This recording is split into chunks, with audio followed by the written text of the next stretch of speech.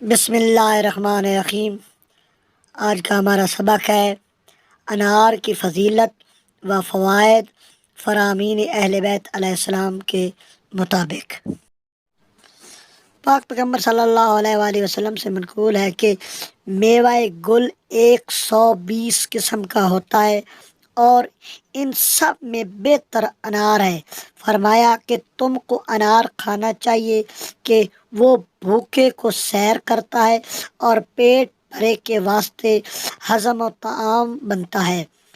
پاک پیغمبر صلی اللہ علیہ وآلہ وسلم نے فرمایا کہ انار سے زیادہ کوئی میوہ مرغوب نہ تھا، اور آن حضرت صلی اللہ علیہ وآلہ وسلم نے فرمایا یہ نہیں چاہتے تھے کہ آپ کے کھانے میں کوئی شریک ہو۔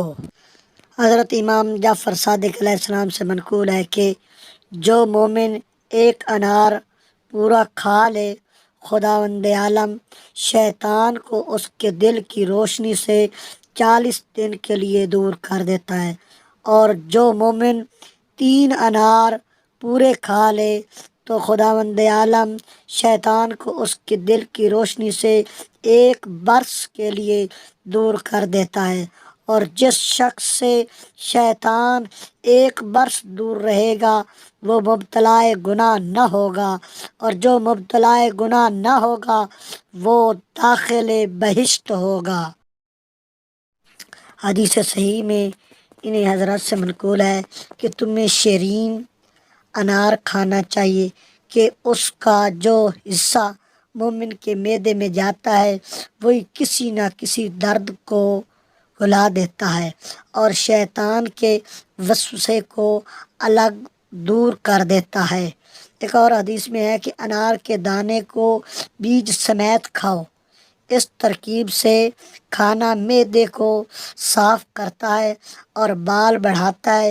یہ بھی فرمایا کہ انار دونوں قسم کا کھٹا اور میٹھا معدے کے لیے نافع ہے۔